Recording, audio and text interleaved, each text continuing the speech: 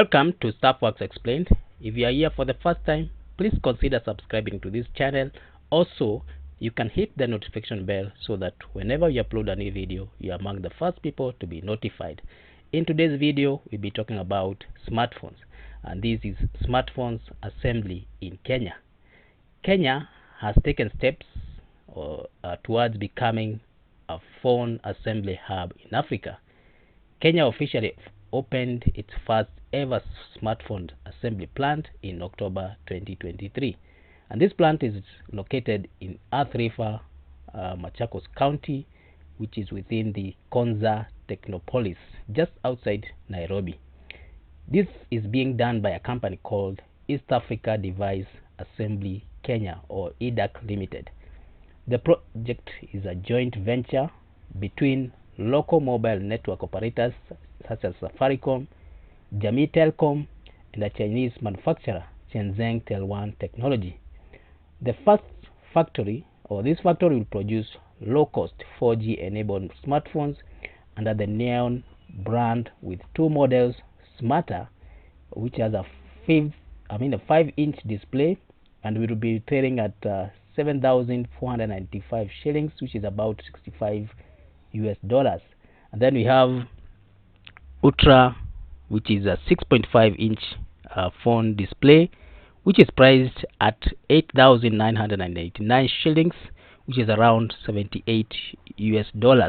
The facility has the potential to produce up to 3 million smartphones annually, with initial target of 1.2 million in the first year. This initiative aims to increase affordability, making smartphones more accessible to Kenyans by producing them locally and potentially reducing retail prices. It is also expected to boost digital inclusion, where it will bridge the digital divide by providing Kenyans with affordable smartphones to participate in these in the digital economy. It is also expected to create employment, where it will create jobs opportunities in the assembly process, as well as all the other chain links that are involved. There's also the technological transfer, where these initiatives is contributing to technology transfer and potentially leading to future domestic phones production capability. What progress has been made so far? There has been reports that successful sales have been made, where Kenya has has produced around 268,000 locally assembled phones, and this has been purchased by Kenyans since the launch in October 2023. This indicates a strong initial demand for this product, and this purchase represents roughly 80% of the 330,000 phones that have been produced in this initial stage. So what are the strengths of this Kenya phone assembly plant? It has a first mover advantage. We know Rwanda has made attempts to become a phone maker, where the country is not just assembling, it's also manufacturing phones, but Kenya is assembling. So the country has a first mover advantage, where it has become the second East African country to establish a smartphone plant, and this gives Kenya a lead in this growing market. This can help capture the market share and also brand recognition early on. Then we have the advantage of lower prices, where the local assembly has the potential to produce production costs compared to importing fully assembled phones. This can translate to lower retail prices for consumers, making smartphones more affordable for the Kenyan population. Then there is also the strength of job creation, where the plant generates employment opportunities in the assembly process, and this contributes to the local economy.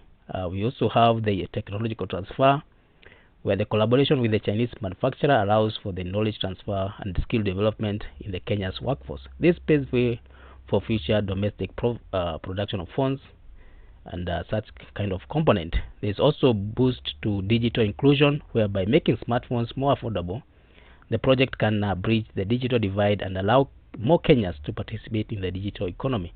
And this can improve access to information, communication, as well as online services. What are the opportunities for this plant? There is market growth, where the African smartphone is rapidly growing, and this presents a significant opportunity for expansion. The plant can increase production capacity to meet the growing demand in Africa and beyond. model diversification, where they can expand to range of phones models beyond the current two, and they will attract a wider customer base as well as cater for different needs and budgets. There is also possibility of local supplier integration, where developing a local supplier base for the phone's components can reduce reliance on external factors and make the production process more sustainable in the long run. There's also the innovation and domestic production, where the growing expertise, the company can move towards research and development and potentially even domestic design and production of smartphones in the future. There's also the possibility of regional expansion, where the success of the Kenyan plants could serve as a model for other African countries looking to establish their phone assembly facilities, and the company could potentially expand its operation regionally. So by capitalizing on these strengths and pursuing these opportunities, the Kenya phone assembly plant has the potential to become a major player in the African smartphone market and contribute significantly to Kenya's technological development. What are the potential hurdles for the company that it's likely to face as we move on to the future?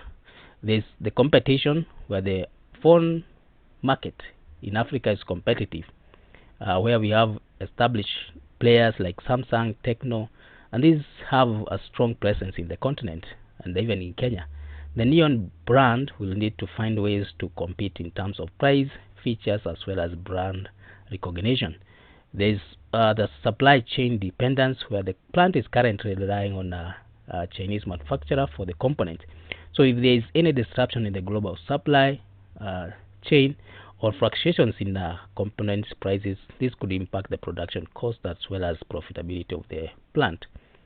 There are limited model operations, where currently only 2 models are being produced by this plant. So expanding the phone variety and catering to different market segments, this could be crucial for long-term success. And then there is building domestic supplier base, where the goal is technology transfer and fostering domestic capability. Right now they rely on imported components. Developing a local supplier base for the parts would make the production process more sustainable and even reduce reliance on external factors. External players like we have the Chinese manufacturer. We have skilled labor availability, ensuring that there is a sufficient workforce will be necessary for this phone assembly, because this can be a challenge. So they'll have to provide training programs as well as skill development initiatives for them to be at par with other players.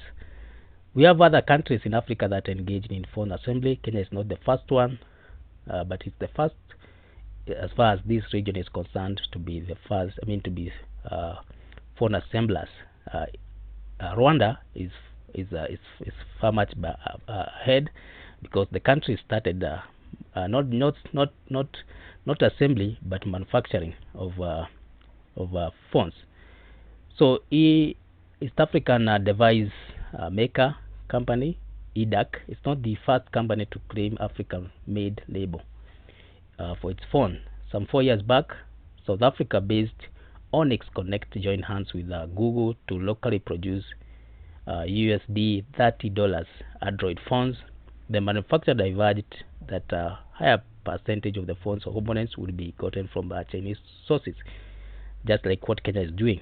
Then we have Mara Corp of Rwanda, which is the first to do full manufacturing in Africa, making the motherboards, subboards, as well as managing 1,000 of pieces of phone. We have Mara Z and Mara X smartphones, which are products of this Rwandan company, Mara Corporation, which is a company based in Rwanda. These smartphones are designed to offer modern features as well as functionality while remaining affordable for the consumers.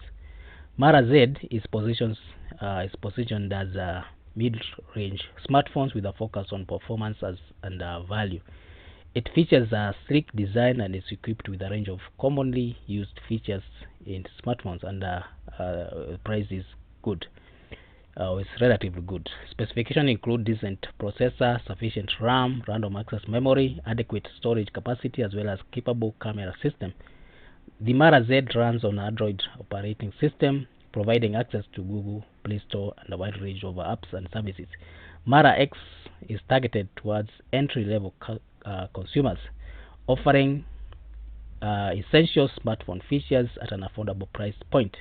While it may have slightly lower specification compared to Mara Z, the Mara X is still delivering a reliable smartphone experience. It boasts a user-friendly design and is suitable for users who prioritize basic functionality as well as usability.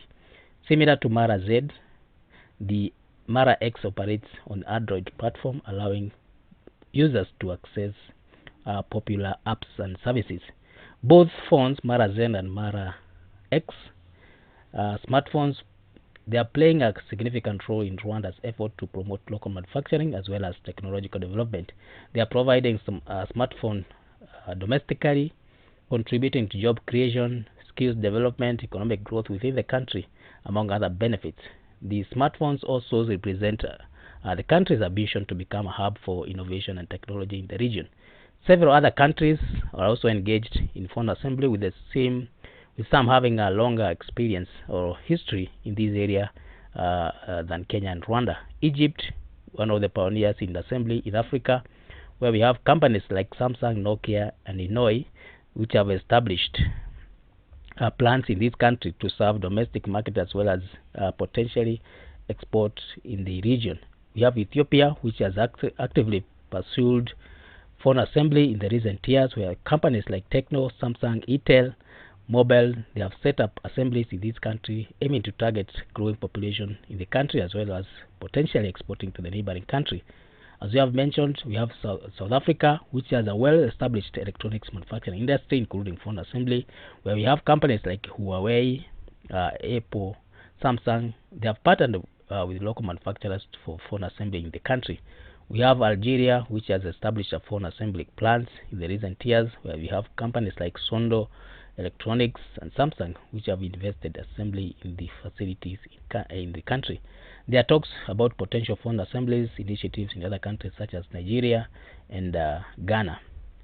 One of the major players in this industry, who is Ramazan Yavuz, who is a senior research manager for the Middle East and Africa subsidiary for the International Data Corporation (IDC) (MIA), he said that perception is definitely a big challenge for African-made gadgets. The continent has long been importing gadgets, and existing local production ventures are not very visible to the outside world. He says that a good number of African brands manufacturers their gadgets in China to enjoy the advantages of saving costs. The legacy needs to be reversed in Africa to build the Made in Africa brand equity in technology. We can say that overall phone manufacturing and assembly in Kenya and the rest of the Africa is a promising development with potential to make smartphones more accessible. This will also create jobs and also contribute to economy development as well as technological advancement. However, the question that lingers is whether Kenya and the rest of Africa can compete with the giant manufacturers such as Samsung, Tecno, among others. So this is a question that probably will be answered in the near future, when these countries now probably embark in full manufacture of these vehicles. So thank you for reaching this far. If it's your first time here, please subscribe to this channel. Also hit the notification bell so that whenever you upload a new video, you are notified. Thank you.